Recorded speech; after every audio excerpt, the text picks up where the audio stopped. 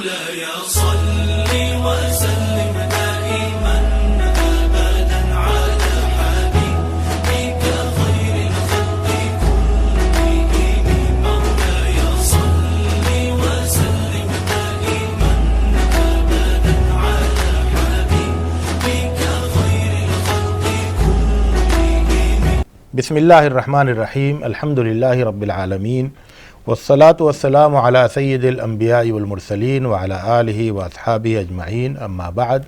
اللہم صلی علی سیدنا و نبینا محمد کما صلیت علی ابراہیم وعلی آل ابراہیم انک حمید مجید. اللہم بارک علی محمد وعلی آل محمد کما بارکت علی ابراہیم وعلی آل ابراہیم انک حمید مجید. حضرات، اللہ تعالیٰ نے ہماری نمازوں میں درود ابراہیمی کو شامل کر کے یہ پیغام دیا ہے کہ حضرت ابراہیم علیہ السلام سے ہمارا رشتہ، ہمارا تعلق بہت گہرا ہونا چاہیے.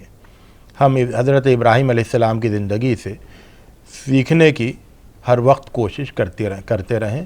حضرت ابراہیم علیہ السلام کی زندگی ایک بہترین نمونہ بن کر اور حضرت ابراہیم علیہ السلام کی شخصیت ایک امام کی حیثیت سے ہمیشہ ہمارے سامنے رہے. ان کا راستہ اس لائق ہے. قرآن مجید میں صاف صاف کہا گیا ہے کہ واتبع ملت ابراہیم حنیفہ، کہ ابراہیم کے راستے پر چلنا ہے، ابراہیم کے راستے کی پیروی کرنی ہے. آج کا جو موضوع ہے وہ ہے ابراہیم علیہ السلام کی دعوت، جرأت اور حکمت کے حوالے سے. تو یہ دونوں صفتیں حضرت ابراہیم علیہ السلام کے ہاں بہت نمایاں ہو کر سامنے آتی ہیں. ایک جرأت ہے اور ایک حکمت ہے. اور ظاہر ہے کہ دعوت کا کام، دین کی دعوت کا کام جرأت کے بغیر کیا نہیں جا سکتا ہے اور حکمت کے بغیر خراب ہو جاتا ہے. تو جرأت کے بغیر دین کی دعوت کا کام کیا نہیں جا سکتا ہے اور حکمت کے بغیر دین کی دعوت کا کام خراب ہو جاتا ہے اور اس سے دین کو الٹا نقصان پہنچ سکتا ہے.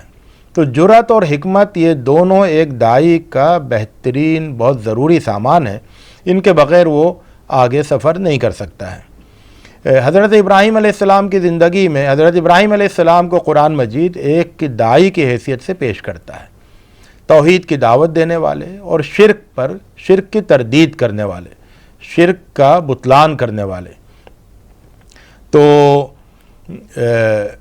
حضرت ابراہیم علیہ السلام ایک مثالی داعی تھے، ایک نمونے کے داعی تھے. ہر داعی کو حضرت ابراہیم علیہ السلام کی شخصیت کو اپنا نمونہ بنانا ضروری ہے. ہر داعی کے لیے بے حد مفید ہے اور ضروری ہے. حضرت ابراہیم علیہ السلام نے ہمیشہ حکمت اور جرأت اور حکمت دونوں کو اپنے ساتھ رکھا. اور قرآن مجید میں جو حضرت ابراہیم علیہ السلام کی دعوت کے جو نمونے ہمیں ملتے ہیں ان میں ہمیں جرأت اور حکمت دونوں چیزیں بہت نمایاں ہو کر ہمارے سامنے آتی ہیں. میں کچھ نمونے آپ کے سامنے پیش کروں گا. حضرت ابراہیم علیہ السلام نے اپنے والد کو دعوت دی. یہ بات آپ جانتے ہیں کہ حضرت ابراہیم علیہ السلام کے والد یا باپ جنہیں آذر کہا جاتا ہے، تو آذر جو ہے وہ جیسا کہ روایتوں میں آتا ہے کہ آذر جو ہے وہ اپنے زمانے کے، اپنے ملک کے سب سے بڑے مذہبی پیشوا تھے اور وہی گویا کہ پورا جو شرک کا نظام تھا وہ وہی چلا رہے تھے. حضرت ابراہیم علیہ السلام نے آذر کو، اپنے باپ کو دین کی دعوت دی. باپ کو دعوت دینا، باپ کو سمجھانا اور باپ سے اس کا موقف تبدیل کرنے کا تقاضا کرنا، یہ دنیا کے مشکل ترین کاموں میں سے ایک کام ہے. باپ تو بیٹے سے آسانی سے مطالبہ کر لیتا ہے، تقاضا کر دیتا ہے اور بیٹے کو بدلنے کی اور اپنے طے کیے ہوئے راستے پر لانے کی کوشش کرتا ہے اور یہ ہمیشہ ہوتا آیا ہے. بیٹا نہیں مانے یہ الگ بات ہے، نافرمان بیٹے نہیں مانتے ہیں اور فرما بردار بیٹے مان لیتے ہیں. یا یہ کہ بیٹا اپنی ثوابدید جہاں استعمال کرتا ہے تو وہاں وہ فیصلہ لیتا ہے، ورنہ اگر وہ عام طور سے جو بیٹے ہوتے ہیں وہ باپ کے ہی راستے پر چلنے والے ہوتے ہیں اور باپ کے راستے پر چلتے رہتے ہیں. ایسا بہت کم ہوتا ہے کہ باپ جو ہے وہ بیٹے کے راستے پر چلے. بہت کم ہوتا ہے. عام طور سے یہی ہوتا ہے کہ بیٹے جو ہیں وہ اولاد جو ہے وہ آبا و اجداد کے راستے پر چلتی ہے, اور وہ یہ آسان راستہ ہوتا ہے, کیونکہ اولاد یہ کہتی ہے کہ بھئی ہمیں جو راستہ ملا ہے آبا و اجداد سے ہم اس پر مطمئن ہیں اور ہم اسی پر چلتے رہیں گے. یہ ایک آسان طریقہ ہوتا ہے زندگی گزارنے کا. یہ الگ بات ہے کہ بسا اوقات وہ بہت خطرناک موڑ پر لے جاتا ہے, تباہ کن ثابت ہوتا ہے, خاص طور سے اگر وہ راستہ غلط ہو تو غلط منزل پر لے کے جائے گا, غلط انجام تک لے کے جائے گا. لیکن عام طور سے ہوتا یہی ہے کہ اولاد جو ہے وہ آبا و اجداد کے راستے پر چلتی ہے. یہ بہت کم ہوتا ہے کہ باپ دادا وہ اپنے موقف کو بدل کر اپنی اولاد کے موقف کو اختیار کریں.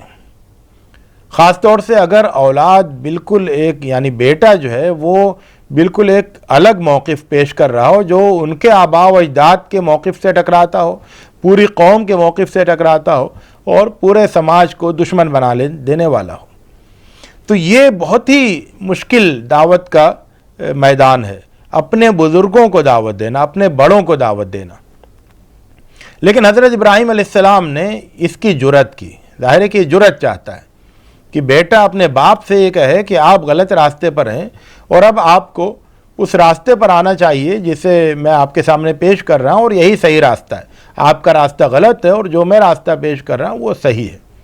تو یہ کام بہت جرأت کا ہے, اور اس میں ہوتا یہ ہے کہ اگر حکمت کا مظاہرہ نہیں کیا جائے تو پھر شروع ہی میں گفتگو کے دروازے بند ہو جاتے ہیں, اور باپ جو ہے وہ پھٹکار لگا کے اور ڈانٹ کے بھیج دیتا ہے, یا پھر وہ گفتگو کا دروازہ بند کر دیتا ہے.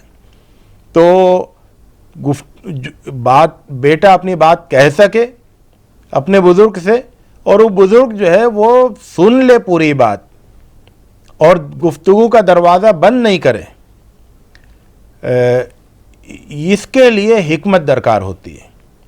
اور باپ کے ساتھ گفتگو میں جو سب سے بڑی حکمت ہوتی ہے وہ یہ ہوتی ہے کہ آپ کتنا زیادہ محبت کا اور پیار کا اظہار کر سکتے ہیں.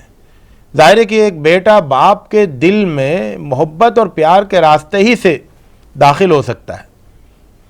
تو حضرت ابراہیم علیہ السلام نے بہت ہی محبت کے ساتھ, بہت ہی شفقت کے ساتھ, بہت ہی پیار کے ساتھ اور محبت والے لہجے میں اپنے باپ کو مخاطب کیا. فرمایا کہ سورہ مریم کی آیتیں ہیں, تقریباً آپ آیت نمبر 41 سے پڑھنا شروع کریں گے اور تقریباً آیت نمبر 48 تک آپ چلے جائیں, اور یہ دیکھیں کہ حضرت ابراہیم علیہ السلام کس طرح سے اپنے باپ کی سختیوں کا جواب دے رہے ہیں, کتنی نرمی سے بات کر رہے ہیں, کتنی محبت سے بات کر رہے ہیں. تو اس کے لیے ابراہیم علیہ السلام بار بار کہتے ہیں یا ابتی, یا ابتی. یا ابتی کا مطلب اس کے اندر عربی زبان کے لحاظ سے اس کے اندر بہت پیار پایا جاتا ہے. تو کہتے ہیں کہ یا ابتی لما تعبد ما لا يسمع ولا يبصر ولا يغني عنك شيئا. اے میرے ابو جان, اے میرے ابو جان, آپ کیوں ان کی بندگی کرتے ہیں, ان کی عبادت کرتے ہیں جو سنتے نہیں ہیں, دیکھتے نہیں ہیں, آپ کو کوئی فائدہ نہیں پہنچا سکتے, آپ سے کوئی مصیبت دور نہیں کر سکتے. تو اس طرح سے ایک دلیل پیش کی, محبت کے غلاف میں ایک دلیل پیش کی. پھر اس کے بعد کہا کہ یا ابتی انی قد جاءنی من العلم ما لم یأتک فاتبعنی اہدک صراطا سویا. کہ اے میرے ابو جان, میرے پاس علم آیا ہے, وہ علم آپ کے پاس نہیں آیا ہے, تو میرے پاس آیا ہے.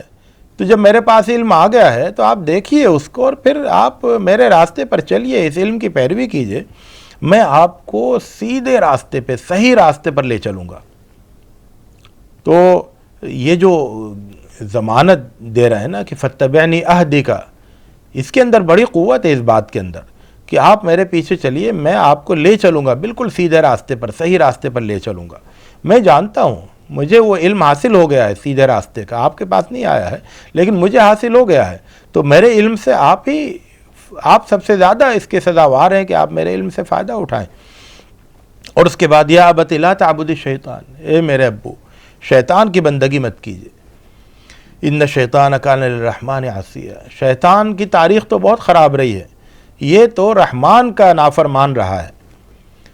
یا ابت انی اخاف ان یمسک عذاب من الرحمن، اے میرے ابو جان مجھے ڈر ہے، میں کیوں آپ کے پیچھے پڑا ہوا ہوں، میں کیوں آپ کے راستے کو بدلنا چاہتا ہوں، اس لیے کہ مجھے خوف ہے، مجھے ڈر ہے کہ آپ کو رحمان کا عذاب نہیں پہنچ جائے اور پھر آپ شیطان کے ولی قرار پائیں، اور جو شیطان کا انجام ہو وہی آپ کا بھی انجام ہو۔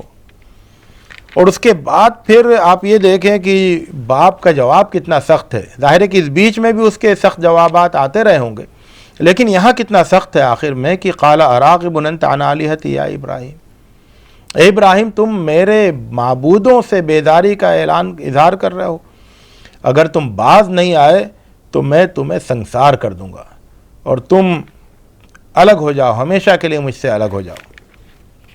تو اس کے بعد بھی انہوں نے کیا کہا کہ سلام علیک، میں تو آپ کے لیے سلامتی کی دعا کرتا ہوں اور میں اپنے رب سے آپ کے لیے مغفرت کی بھی دعا کروں گا، اور میرا رب مجھ پر بہت مہربان ہے۔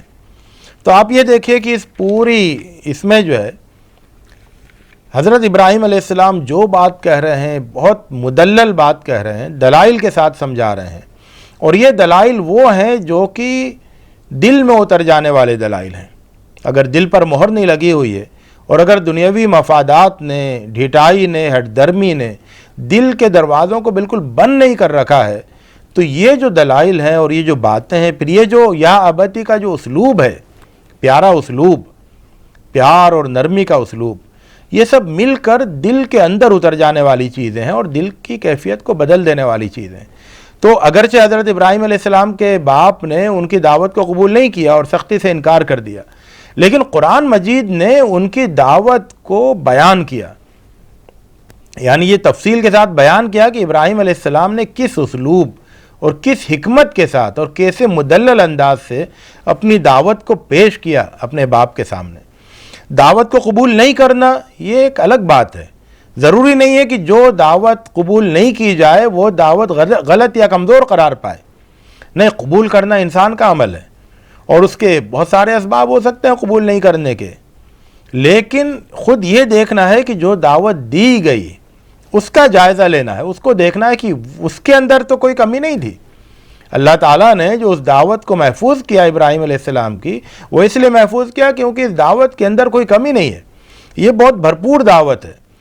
اس دعوت کا فائدہ ابراہیم علیہ السلام کے باپ کو نہیں ہوا، لیکن اس اسلوب اور اس دعوت کا فائدہ، اس انداز کا فائدہ، ان دلائل کا فائدہ یہ بہت سارے لوگوں کو ہو سکتا ہے، کیونکہ یہ اپنے آپ میں بہت مفید چیز ہے۔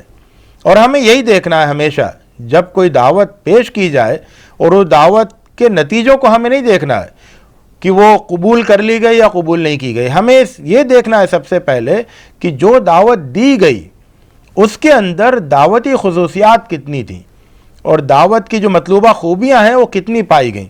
تو حضرت ابراہیم علیہ السلام کی دعوت میں ہم یہ دیکھتے ہیں کہ جو مطلوبہ خوبیاں ہیں وہ بدرجہ اتم موجود ہیں، محبت بھی ہے، پیار بھی ہے، نرمی بھی ہے، اور پھر دلائل بھی ہیں، اور وہ دلائل بھی ہیں جو کہ عقل کو مطمئن کریں، وہ دلائل بھی ہیں جو کہ دل کی گہرائیوں میں اتر جائیں۔ یہ ساری چیزیں اس کے اندر پائی جاتی ہیں، تو یہ ہمارے غور و فکر کا ایک موضوع ہونا چاہیے۔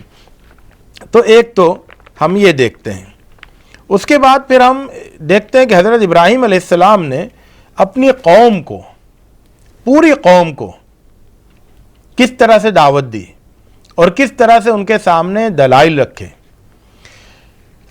اس کے لیے آپ دیکھیں سورہ انعام میں آیت نمبر اگر آپ 74 سے پڑھنا شروع کریں اور اس کے بعد آپ پڑھتے ہوئے چلے جائیں آیت نمبر 83 تک آپ چلے جائیں، تو آپ دیکھیں گے کہ یہاں پر ایک الگ دلائل کا سیٹ آپ کو نظر آئے گا۔ اس میں یہ ہوتا ہے کہ ابراہیم علیہ السلام اپنی قوم کے سامنے ایک شرک کے خلاف ایک بہت بڑی دلیل پیش کرتے ہیں، اور وہ اس طرح سے کہ رات میں تارا نکلتا ہے تو کہتے ہیں کہ یہ میرا رب ہے، ھذا ربی۔ پھر یہ ہوتا ہے کہ وہ تارا ڈوب جاتا ہے اور سب لوگ دیکھتے ہیں کہ تارا تو ڈوب گیا۔ ہم لوگ بھی دیکھتے ہیں تاروں کو ڈوبتے ہوئے۔ کوئی تارا آسمان پہ باقی تو نہیں رہتا ہے، رات میں پورا آسمان تاروں سے جگمگا رہا ہوتا ہے اور صبح تک ایک ایک کر کے سب ڈوب چکے ہوتے ہیں۔ تو فرمایا کہ یہ جو ڈوبنے والے ہیں میں ان سے محبت نہیں کرتا ہوں، لا احب الافلین، میں ڈوبنے والوں سے محبت نہیں کرتا، میں ڈوبنے والوں کی سے محبت نہیں کرتا تو میں ڈوبنے والوں کو رب کیسے مان سکتا ہوں، ان کو معبود کیسے بنا سکتا ہوں، ان کی عبادت کیسے کر سکتا ہوں، کیونکہ محبت ہی سے تو عبادت نکلتی ہے، محبت کے بغیر تو عبادت کا تصور ہی نہیں ہے۔ تو یہ جو ڈوب جائے وہ تو محبت کے لائق بھی نہیں ہے۔ تو فرمایا کہ لا احب الافلین۔ اس کے بعد دیکھا کہ چاند روشن ہے تو کہا کہ ھذا ربی، یہ میرا رب ہے۔ جب وہ ڈوب گیا تو کہا کہ اگر میرا رب مجھے سیدھا راستہ نہیں دکھائے گا تو پھر تو میں ضرور گمراہ ہونے والوں میں شمار ہو جاؤں گا، گمراہی کا شکار ہو جاؤں گا، تو مجھے سیدھے راستے کی تلاش ہے، یہ راستہ سیدھا نہیں لگتا ہے۔ پھر سورج نکلا بڑا روشن تو فرمایا کہ ھذا ربی ھذا اکبر، یہ میرا رب ہے، یہ بہت بڑا ہے۔ لیکن جب وہ بھی ڈوب گیا تو پھر فرمایا کہ اے میری قوم، دیکھ لو تم تاروں کو کی عبادت کرتے ہو، تارے ڈوب گئے، چاند کی بندگی کرتے ہو، چاند ڈوب گیا، سورج کو خدا مانتے ہو، سورج بھی ڈوب گیا، ان ڈوبنے والوں کے پیچھے کہاں جا رہے ہو؟ تو فرمایا کہ انی بریء مما تشرکون، جن چیزوں کو تم اللہ کے ساتھ شریک ٹھہراتے ہو میں ان سب سے اپنی بیزاری کا اعلان کرتا ہوں، ان سب سے اپنے لا تعلقی کا اعلان کرتا ہوں، اور میں تو اپنا پورا رخ ادھر کر لیتا ہوں، میں نے کر لیا اپنا پورا رخ ادھر، اس ذات کی طرف، اس کی طرف جس نے کہ آسمانوں اور زمین کو پیدا کیا ہے، میں پورے طور پر اسی کی طرف یکسو ہوں اور میں شرک کرنے والا نہیں ہوں، شرک کرنے والوں میں سے نہیں ہوں۔ اب اس پر کیا ہوا کہ قوم نے بحث کرنا شروع کی، جھگڑنے لگی قوم۔ تو انہوں نے کہا کہ دیکھو اللہ کے سلسلے میں کیسا جھگڑا، اللہ تعالیٰ نے تو مجھے ہدایت دی ہے، سیدھا راستہ دکھا دیا، تو اللہ تعالیٰ کے سلسلے میں کیسا جھگڑا؟ تم یہ کہتے ہو کہ یہ جو ہمارے معبود ہیں ان کو کچھ مت کہو اور ان سے ڈرو، ان کو کچھ کہتے ہوئے ڈرو، تو یہ بتاؤ کہ میں ان سے کیوں ڈروں؟ جس کو رب، جو رب تک پہنچ جائے اور جس کو رب کی معرفت حاصل ہو جائے وہ، اور جس کو رب کی عظمت اور رب کی قدرت اور رب کی قوت اور رب کے علم، ہر چیز رب کی صفات، ان کا علم حاصل ہو جائے تو پھر کس سے ڈرے گا؟ اور پھر یہ کہا کہ دیکھو میں تو نہیں ڈرتا، میں کیسے ڈروں ان چیزوں سے جن کو تم شریک ٹھہراتے ہو اللہ کے ساتھ؟ تمہیں ڈرنا چاہیے، تمہیں اللہ تعالیٰ سے ڈرنا چاہیے کہ تم اس کے ساتھ اسے شریک کر رہے ہو جس کے حق میں اللہ نے کوئی دلیل ہی نہیں اتاری ہے۔ یہ بتاؤ کہ کس کو مطمئن ہونا چاہیے اور کس کو ڈرنا چاہیے؟ صحیح بات یہ ہے کہ جو ایمان لائیں اور جن کے ایمان بالکل صاف ہوں، خالص ہوں، اس میں کسی طرح کی کوئی ظلم اور شرک کی ملاوٹ نہیں ہو، تو ان کو مطمئن ہونا چاہیے، امن اور اطمینان ان کا حق ہے، کیونکہ وہ راستے پر ہے نا، سیدھے راستے پر ہیں، جو سیدھے راستے پر چلے اسے کیا ڈرنا؟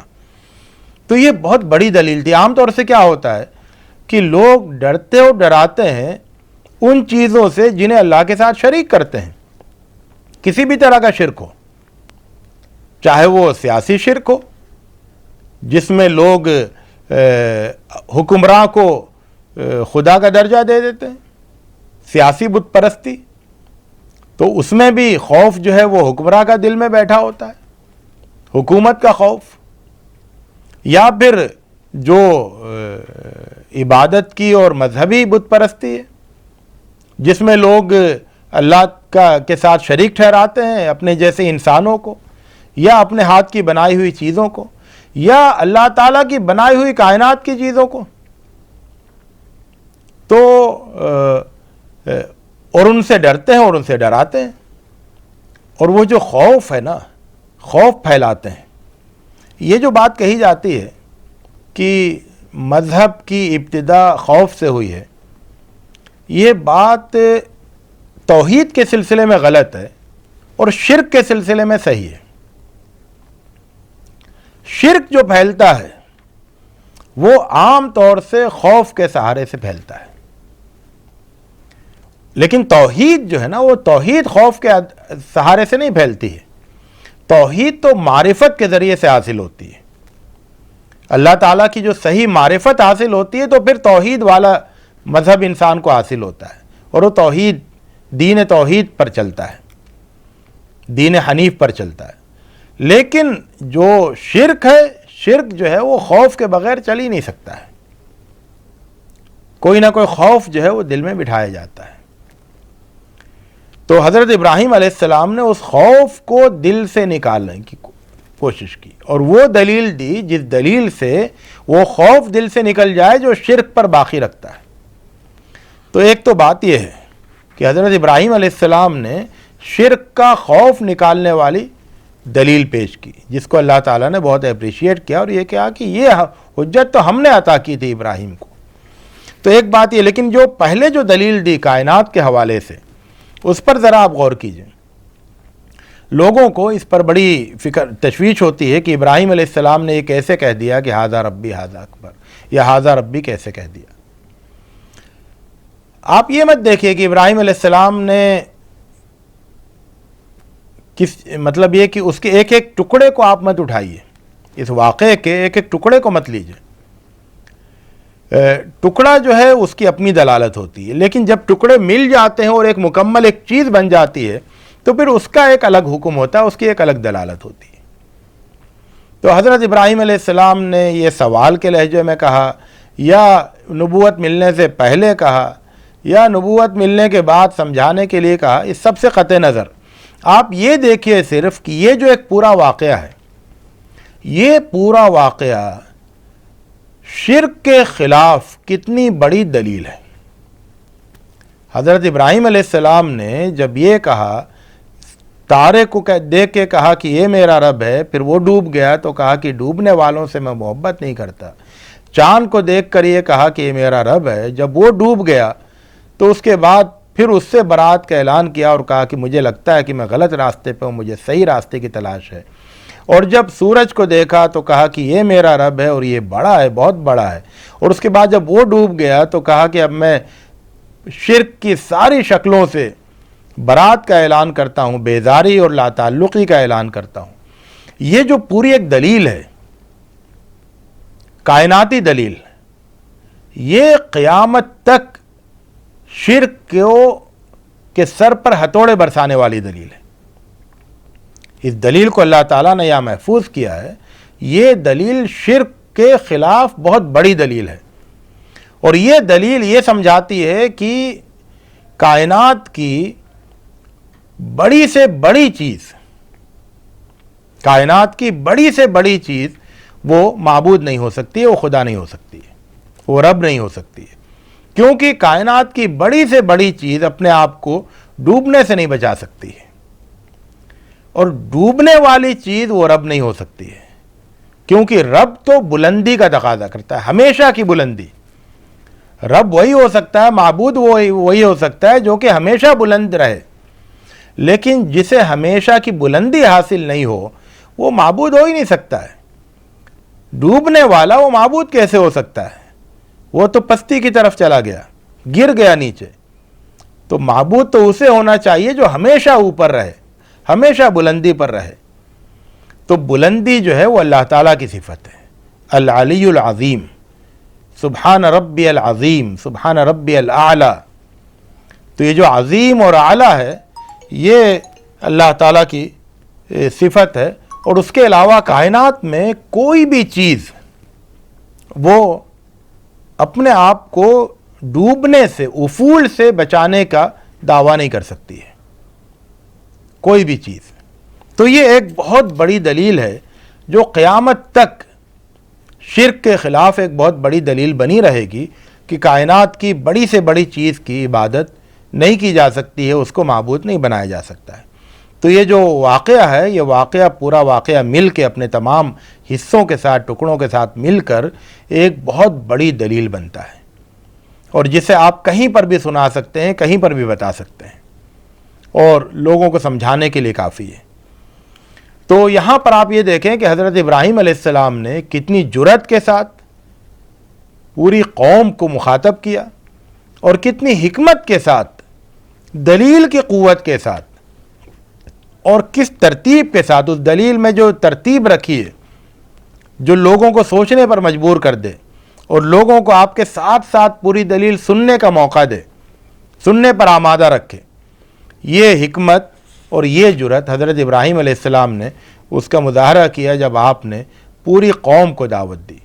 تو ایک طرف تو وہ دعوت ہے، اس پر ابھی ہم اس واقعے پر بھی ہم آئیں گے، جس میں ہاتھ سے بنائے ہوئے بتوں کے شرک پر متنبہ کیا، تنبیہ کی. لیکن ابھی ہم یہ بتا رہے تھے کہ کائنات کی جو چیزیں ہیں جن کو آدمی اللہ کے ساتھ شریک کر لیتا ہے گمراہ ہو کر، ان کے شرک کے تقدس کو کس طرح سے دل سے نکالا، اور ان کی ہیبت کو اور ان کے جواز کو کس طرح سے باطل قرار دیا. اب آپ ایک اور موقع دیکھیے یہاں پر سورہ بقرہ میں آیت نمبر 258 میں حضرت ابراہیم علیہ السلام ایک بادشاہ کے سامنے نظر آتے ہیں کھڑے ہوئے. تو بادشاہ ہے، اور وہ بادشاہ جو ہے وہ بہت جابر قسم کا بادشاہ ہے، اور بہت سرکش قسم کا، نافرمان قسم کا بادشاہ ہے، جو نافرمانی میں، سرکشی میں، غرور میں، تکبر میں اتنا آگے بڑھ گیا ہے کہ اب وہ یہ کہتا ہے کہ انا احیی و امیت. اب وہ خدائی کا دعوے دار بن گیا ہے. تو ایسا بادشاہ جو سرکشی اور غرور اور تکبر میں اس حد تک آگے بڑھ جائے کہ وہ خدائی کا دعوے دار بن جائے، اس کے سامنے دین کی، توحید کی دعوت پیش کرنا یہ بڑی جرأت کا کام ہے. تو اپنے باپ کے سامنے توحید کی دعوت پیش کرنا یہ بڑی جرأت کا کام تھا.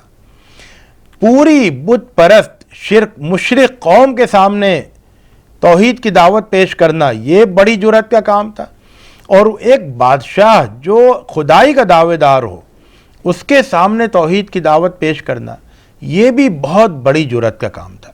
اور حضرت ابراہیم علیہ السلام نے پوری جرأت کے ساتھ دعوت پیش کی، اور کہا اس بادشاہ سے کہ دیکھو، ربی الذی یحیی و یمیت، میرا رب ہے جو کہ موت اور زندگی پر اختیار رکھتا ہے.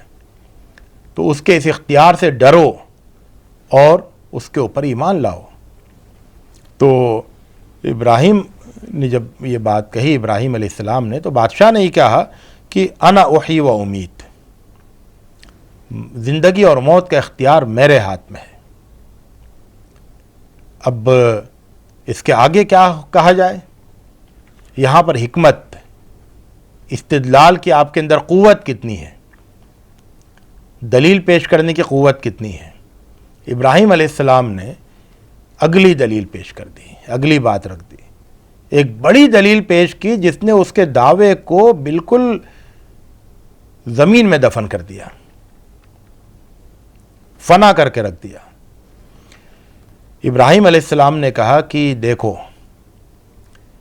اللہ سورج کو مشرق سے نکالتا ہے، پورب سے نکالتا ہے. تو یہ تو اللہ کا اختیار ہے، اللہ کی قدرت ہے. تم اگر زندگی اور موت کے پر اختیار رکھتے ہو تو پھر یہ جو کائنات میں زندگی اور موت کا نظام ہے، یہ جو روز صبح کو سورج نکلتا ہے زندگی کا اعلان کرتے ہوئے اور شام کو ڈوب جاتا ہے اور پوری دنیا ایک طرح سے موت کے حالت میں پہنچ جاتی ہے، تو تم ایسا کرو کہ تم سورج کو مشرق سے نکالنے کے بجائے مغرب سے نکال دو. میرا رب تو مشرق سے نکالتا ہے. تم جب نہیں تھے جب بھی وہ مشرق سے نکلتا تھا، اور اب بھی مشرق سے نکلتا ہے.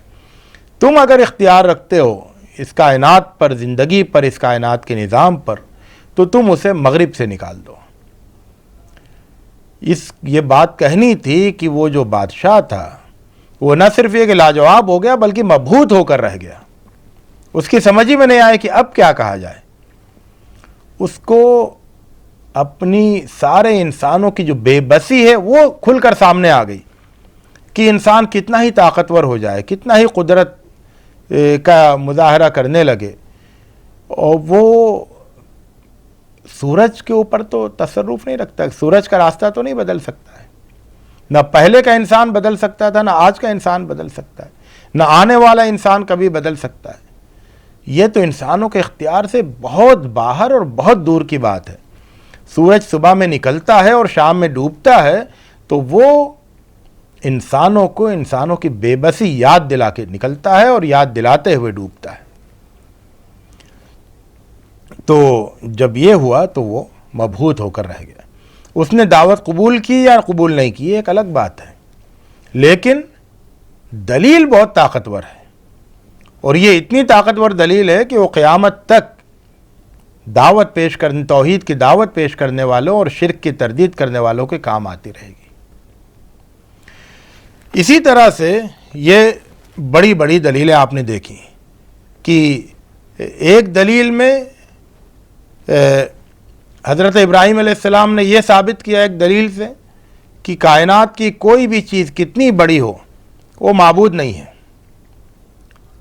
اور دوسری دلیل میں حضرت ابراہیم علیہ السلام نے یہ ثابت کیا کہ کوئی انسان کتنا ہی طاقتور ہو جائے وہ رب بننے کے لائق نہیں ہو سکتا ہے, وہ معبود نہیں بنایا جا سکتا ہے, اس کو اللہ کے ساتھ شریک نہیں ٹھہرایا جا سکتا ہے, چاہے وہ شرک کا دعویٰ کرتا رہے, شرک اپنے آپ کو اللہ کی خدائی میں شریک بتاتا رہے, لیکن وہ جھوٹا ہے کیونکہ وہ کائنات پر تصرف نہیں رکھتا ہے, وہ سورج کو مغرب سے نکال نہیں سکتا ہے, اس لیے وہ جھوٹا ہے اپنی خدائی کے دعوے میں. وہ ہوتا کیا ہے کہ انسان, اللہ تعالیٰ نے انسانوں کو زمین میں تو تصرف کا اختیار دیا ہے, زمین مسخر کی ہے, تو زمین کی بہت سارے چیزوں میں وہ تصرف کرتا ہے اللہ تعالیٰ کے اذن سے, اللہ تعالیٰ کی مشیت اور اجازت سے. تو وہ بسا اوقات زیادہ جب اس کو تصرف کی قوت حاصل ہو جاتی ہے بہت سارے انسانوں پر بادشاہت حاصل ہونے کے نتیجے میں, تو وہ یہ سمجھنے لگتا ہے کہ مجھے گویا کہ خدائی کا مقام حاصل ہو گیا. نہیں, خدائی کا مقام نہیں حاصل ہوا, وہ تو اللہ تعالیٰ نے جو مسخر کیا تھا صرف وہی اسی میں تصرف کر رہا ہے انسان, اس سے آگے نہیں بڑھ رہا ہے. تو جہاں اس کا اختیار ختم ہو جاتا ہے, تسخیر جو دی گئی تھی وہ ختم ہو جاتی ہے, اس کے آگے پھر وہ کچھ نہیں کر سکتا ہے. اس کے بعد ایک اور موقع آتا ہے, ایک اور دلیل حضرت ابراہیم علیہ السلام پیش کرتے ہیں اور اپنی دعوتی جرأت اور حکمت کا ایک اور مظاہرہ کرتے ہیں. اس کے لیے آپ دیکھیں سورہ انبیاء میں آیت نمبر 51 سے لے کر آپ آیت نمبر 69 تک, بلکہ آیت نمبر 70 تک چلے جائیں, آیت نمبر 51 سے آیت نمبر 70 تک. یہاں پر دو چیزیں اس سے پہلے گزری ہیں, ایک تو کائنات کی کسی بڑی چیز کو معبود بنا لینا, اور دوسرا ہے انسان جو ہے اپنی طاقت کے نشے میں اپنے آپ کو طاقتور پا کر اپنے خدائی کا دعویٰ کرے اور بہت سارے لوگ اس کو خدا ماننے بھی لگیں. یہ دو شرک کی صورتیں تھیں جن کی تردید حضرت ابراہیم علیہ السلام نے مضبوط دلیلوں سے کی. تیسری شکل یہ ہوتی ہے شرک کی کہ انسان ایک عجیب گمراہی کی ایک عجیب شکل ہوتی ہے کہ انسان اپنے ہاتھ سے بت بناتا ہے اور اس کے بعد پھر اس بت سے بہت غیر معمولی قسم کے, طاقتور قسم کے تصورات جوڑ دیتا ہے اور پھر ان کی عبادت کرنے لگتا ہے.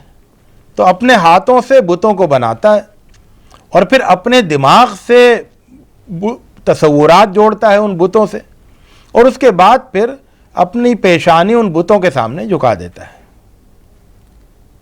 تو یہ سب کام انسان خود کرتا ہے, خود بناتا ہے اپنے ہاتھوں سے, پھر اپنے دماغ سے اس کے ساتھ تصورات جوڑتا ہے دیو مالائی قسم کے, اور اس کے بعد پھر اپنی پیشانی جسے اللہ کے سامنے صرف جھکنا چاہیے اسے اپنے ہاتھ سے بنائے ہوئے بتوں کے سامنے جھکا دیتا ہے۔ اس میں یہ ہوتا ہے کہ کچھ لوگ بت بنانے والے ہوتے ہیں اور یہ تصورات بتوں سے جوڑنے والے ہوتے ہیں، اور اس کے بعد پھر وہ ان تصورات کو عام کرتے ہیں عام لوگوں میں، اور عام لوگ گمراہی کا شکار ہو کر ان کو معبود ماننے لگتے ہیں۔ تو یہ اصل میں کچھ لوگ ہوتے ہیں جو بتوں کو بنا کر اور ان سے غیر معمولی تصورات کو جوڑ کر، مافوق الفطرت قسم کے تصورات کو جوڑ کر، پھر اس کے بعد پھر عام لوگوں کو، بہت سارے لوگوں کو اس سے متاثر کرتے ہیں، گمراہ کرتے ہیں، جس کے نتیجے میں ایک بہت بڑی انسانوں کی تعداد وہ ان بے جان قسم کے، بے بس قسم کے بتوں کی پجاری بن جاتی ہے، پوجا کرنے لگتی ہے۔ حضرت ابراہیم علیہ السلام نے پہلے تو سمجھایا، طرح طرح سے سمجھایا کہ بھئی یہ تو کسی کام نہیں آ سکتے، یہ ہر طرح سے بے بس ہیں، بے جان ہیں، ان کی کیوں بندگی کرتے ہو، انہیں کیوں اللہ کے ساتھ شریک ٹھہراتے ہو؟ لیکن لوگوں نے مان کے نہیں دیا۔ تو پھر حضرت ابراہیم علیہ السلام نے ایک عملی دلیل سے، آنکھوں دیکھی دلیل سے انہیں سمجھانے کی تدبیر کی، اور وہ یہ کیا، اس دلیل کو، یہ جو حضرت ابراہیم علیہ السلام نے کس طرح سے ان کو کے سامنے ایک دلیل پیش کی جس کے ذریعے سے ان بتوں کی حقیقت کو واضح کریں۔ حضرت ابراہیم علیہ السلام نے جو دلیل پیش کی اس کو یہ سورہ انبیاء کی ان آیتوں میں بیان کیا گیا ہے۔ اس دلیل کے کئی مرحلے ہیں، کئی سٹیج ہیں، کئی ٹکڑے ہیں۔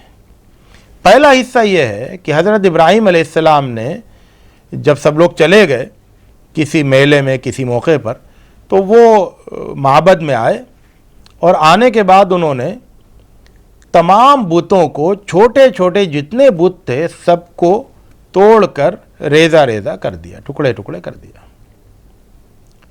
تو دلیل کا پہلا ٹکڑا یہ تھا کہ آپ نے تمام بتوں کو، جتنے چھوٹے چھوٹے بت تھے ساروں کو توڑ کے ریزہ ریزہ کر دیا۔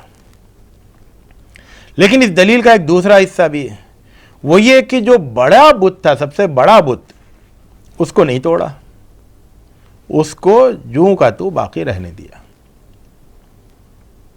اب اس کے بعد دلیل کا تیسرا حصہ یہ تھا کہ آپ یہ کام کر کے وہاں سے فرار نہیں ہو گئے، بلکہ آپ وہیں پر موجود رہے، اور یہ جانتے ہوئے موجود رہے کہ بالآخر لوگ آپ ہی سے آ کر پوچھیں گے اور سب سے پہلے آپ ہی سے سوال ہوگا، لیکن آپ وہاں موجود رہے۔ یہ بھی جانتے رہے کہ کیا انجام ہو سکتا ہے، کتنا سخت رد عمل ہوگا، اس کے باوجود آپ وہاں پر موجود رہے۔ پھر جب لوگ آئے اور آپ سے پوچھا تو آپ نے کیا کہا؟ آپ نے یہی کہا، یہ نہیں کہا کہ میں نے توڑا ہے، بلکہ یہ کہا کہ ضرور اس بڑے بت نے ان سب کو توڑا ہے۔ تو یہ دلیل کا ایک چوتھا حصہ تھا کہ آپ نے یہ کہا کہ یہ بڑے بت نے ان چھوٹے بتوں کو توڑا ہے۔ تو اس کا نتیجہ، اور پھر مزید اگلا اس پر ردہ یہ رکھ دیا کہ یہ جو بت ٹوٹے ہوئے ہیں ان سب سے پوچھو کہ تمہیں کس نے توڑا ہے، کم سے کم وہ بتا تو سکتے ہیں نا کہ کس نے انہیں توڑا ہے۔ تو یہ ایک دلیل کا ایک اگلا حصہ تھا۔ اب اس کے بعد لوگ جو ہیں وہ اپنے اندر سوچنے لگے، اپنے دل میں سوچنے لگے کہ یہ بولیں گے نہیں، ان سے پوچھیں گے تو یہ جواب تو دیں گے نہیں، اور یہ جو بڑا بت ہے اس سے بھی پوچھیں گے تو یہ بھی کچھ نہیں بتا رہا ہے، اور اس نے کیا توڑا ہوگا، یہ کیا واقعی توڑ سکتا ہے ان کو؟ تو یہ سب سوالات اپنے اندر کرنے لگے، اور یہ سوالات جو ہیں ان کے اندر بت پرستی کی جو دلیلیں تھیں ان کو توڑتے چلے گئے۔ یہ سوالات بت پرستی کی جو اندر دلیلیں بیٹھی ہوئی تھیں ان کو توڑتے چلے گئے۔ اس کے بعد پھر لیکن ظاہر ہے کہ وہ اجتماعی معاملہ تھا، پوری قوم کا معاملہ تھا، لوگوں نے ایک دوسرے کو پھر واپس بلایا کہ نہیں واپس آؤ، کہاں کن سوالوں میں پڑ گئے ہو تم، اور پھر وہ سب ہٹ درمی میں آ گئے اور کہا کہ دیکھو تم تو جانتے ہو کہ یہ بولتے نہیں ہیں. کہا کہ تم تو جانتے ہو کہ یہ بولتے نہیں ہیں، پھر ایسی بات کیوں کر رہے ہو؟ صحیح سے بتاؤ کس نے کیا ہے. یہ تو بولتے نہیں ہیں اس لیے تو نہیں بولیں گے، تمہیں کو بتانا پڑے گا. تو پھر کہا کہ دیکھو تم کیسے ان لوگوں کی. اب کیا کیا حضرت ابراہیم علیہ السلام نے دلیل کو مکمل کرنے کے لیے؟ اب جو کچھ ہو گیا اس کا کو سمپ کیا، نتیجے تک پہنچایا اور کہا کہ کیسے تم عبادت کرتے ہو ایسی چیزوں کی جو بول نہیں سکتے، جو فائدہ نہیں پہنچا سکتے، جو نقصان نہیں پہنچا سکتے. عقل سے کام لو. عقل سے کیوں نہیں کام لیتے ہو؟ کیسے ان لوگوں کی اللہ تعالیٰ کو چھوڑ کر ان کی بندگی کرتے ہو یا اللہ تعالیٰ کے سوا ان کی بندگی کرتے ہو؟ ایسا کیسے کرتے ہو؟ تو شرک کی جو نامعقولیت ہے اس کو اب سمجھانے کا موقع تھا، بہترین موقع تھا، اور وہ سمجھایا. اور اس کے بعد پھر جب پھر بھی ظاہر ہے کہ وہ نہیں مانے، ہٹ درمی بہت زیادہ بڑھی ہوئی تھی، تو ان سب نے یہ طے کیا کہ آپ کو آگ جلا کے اس میں جلا دیا جائے. تو یہ دلیل کا ایک آخری حصہ تھا کہ حضرت ابراہیم علیہ السلام نے اپنے موقف کے لیے، مدلل موقف کے لیے آگ میں ڈالا جانا بھی گوارا کر لیا، قبول کیا. اور اس کے بعد پھر اللہ تعالیٰ نے اس پوری دلیل کو تکمیل کا تاج پہنا دیا جب ابراہیم علیہ السلام کو آگ میں ڈالا گیا اور حضرت اللہ تعالیٰ نے آگ سے کہہ دیا کہ وہ ٹھنڈی ہو جا، سلامتی بن جا ابراہیم پر. تو آگ نے اللہ کے حکم سے ابراہیم علیہ السلام کو نہیں جلایا، اور اس طرح سے یہ دلیل جو ہے یہ اللہ کی تائید سے مکمل ہو گئی. تو یہ ایک مکمل دلیل تھی. لوگ کیا کرتے ہیں اس میں سے صرف ایک ٹکڑے کو نکال لیتے ہیں کہ ابراہیم علیہ السلام نے بتوں کو توڑا، تو خلیل بت شکن کہا جاتا ہے ابراہیم علیہ السلام کو. لیکن یہ تو ایک ٹکڑا تھا ایک دلیل کا، بتوں کو توڑنا. ظاہر ہے کہ حضرت ابراہیم علیہ السلام نے جو بت توڑے تھے وہ بعد میں ان لوگوں نے پھر بنا لیے ہوں گے، اس سے بڑے بنا لیے ہوں گے، اس سے زیادہ رنگ و روغن والے بنا لیے ہوں گے، اور پھر دوبارہ پورے معبد کو انہوں نے بتوں سے بھر دیا ہوگا. جب وہ ایمان نہیں لائے اور اپنے شرک پر، اپنی بت پرستی پر وہ ڈٹے رہے، اڑے رہے، تو انہوں نے ظاہر سی بات ہے کہ اس کے بعد وہ سارے بتوں کو دوبارہ بنا لیا. تو حضرت ابراہیم علیہ السلام نے جو بت توڑے تھے وہ اس لیے نہیں توڑے تھے کہ اس طرح سے بت ٹوٹ جائیں گے، وہ سمجھتے ہوں گے کہ اس طرح بت ٹوٹ جائیں گے. بت ٹوٹنے سے تو نہیں ٹوٹتے ہیں، وہ پھر دوبارہ بنا لیے جاتے ہیں. توڑے جانے سے تو بت نہیں ٹوٹتے ہیں. آپ کوئی توڑے گا تو دوسرا پھر بنا لے گا. حضرت ابراہیم علیہ السلام نے جو یہ بت توڑے تھے تو بت توڑنے کی کوئی سنت نہیں جاری کی تھی، نہ بت توڑنے کے کسی جذبے کی تسکین کے لیے بت توڑے تھے کہ میں جو ہوں ان سے نفرت کرتا ہوں، میں جا کے ان کو توڑ دوں. نفرت کا اظہار یا بیداری کا اظہار نہیں. حضرت ابراہیم علیہ السلام نے جو بت توڑے تھے وہ تو اصل میں ایک دلیل تھی، ایک بڑی دلیل کا ایک چھوٹا حصہ تھا. تو حضرت ابراہیم علیہ السلام کو صرف بت شکن کہنا یہ حضرت ابراہیم علیہ السلام کا بہت ادھورا تعارف ہے. یہ ایسا ہی ہے کہ جیسے ایک بہت عالمی شہرت کا ایک بہت مشہور باورچی ہو اور بہت ہی لذیذ قسم کے کھانے پکاتا ہو، تو ہم اس کو آگ جلانے والا کہہ دیں اس لیے کیونکہ وہ کھانا بنانے سے پہلے آگ جلاتا ہے. یا یہ کہ ہم حضرت ابراہیم علیہ السلام کے سلسلے میں یہ کہیں کہ حضرت ابراہیم علیہ السلام نے جو ھذا ربی ھذا اکبر کہا تھا سورج کو دیکھ کر، وہ سنت ابراہیمی ہے. نہیں، وہ تو ایک دلیل کا ایک حصہ ہے ھذا ربی ھذا اکبر کہنا. اسی طرح سے یہ ایک دلیل کا حصہ ہے ان بتوں کو توڑنا، چھوٹے بتوں کو توڑنا اور بڑے بت کو باقی رکھنا. یہ جو پوری دلیل ہے یہ شرک کو توڑنے والی دلیل ہے.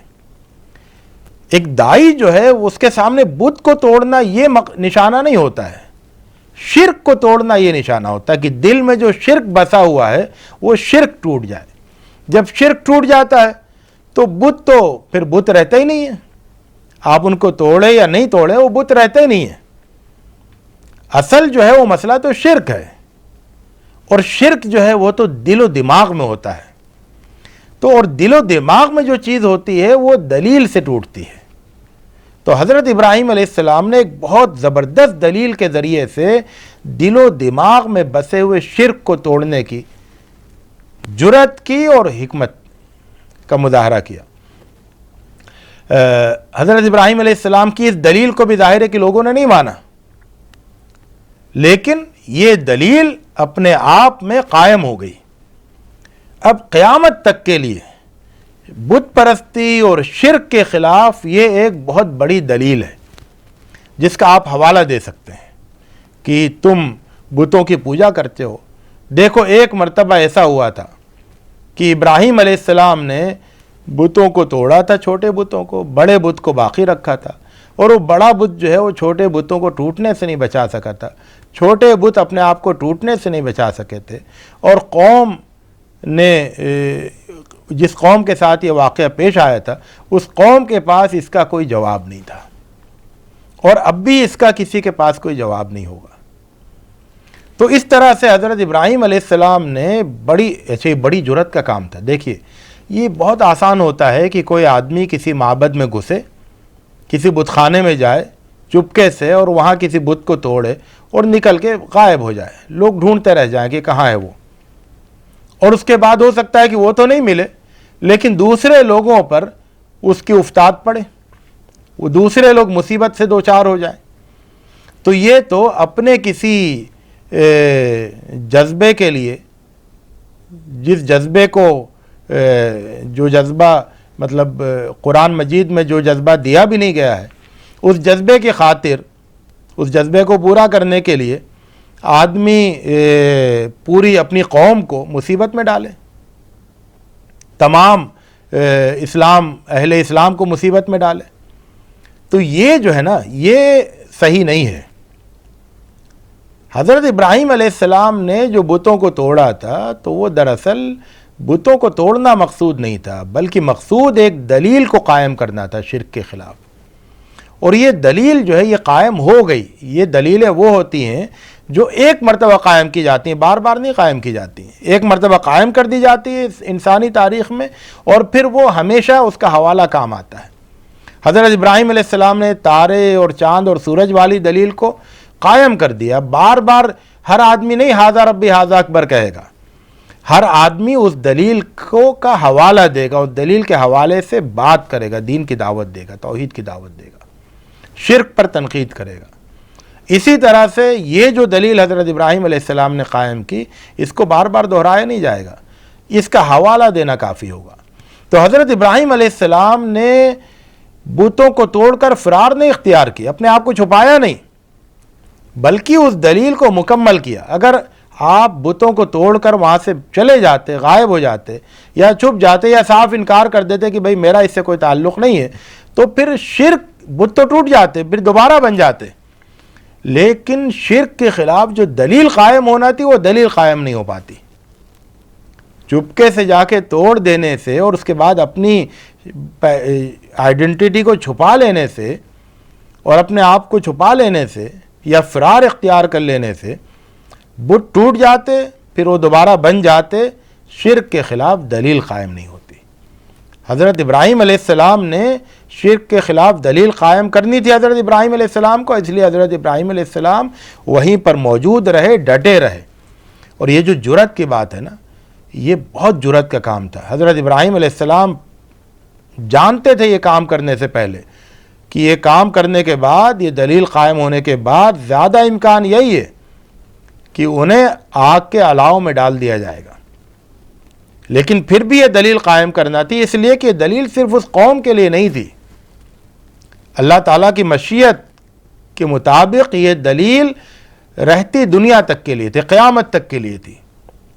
تو حضرت ابراہیم علیہ السلام نے پوری جرأت کے ساتھ، بڑی حکمت کے ساتھ، قوت استدلال کے ساتھ جو دلیلیں قائم کیں، وہ دلیلیں، ان دلیلوں پر ان کی قوم کے لوگ ایمان نہیں لائے، لیکن وہ دلیلیں انتہائی طاقتور دلیلیں ہیں، اور وہ قیامت تک دعوتی گروہوں کے لیے، دین کی دعوت، توحید کی دعوت پیش کرنے والوں کے لیے بہت قیمتی اور بہت طاقتور سرمایہ ہے، بہت بہترین اور بہت زبردست سرمایہ ہے۔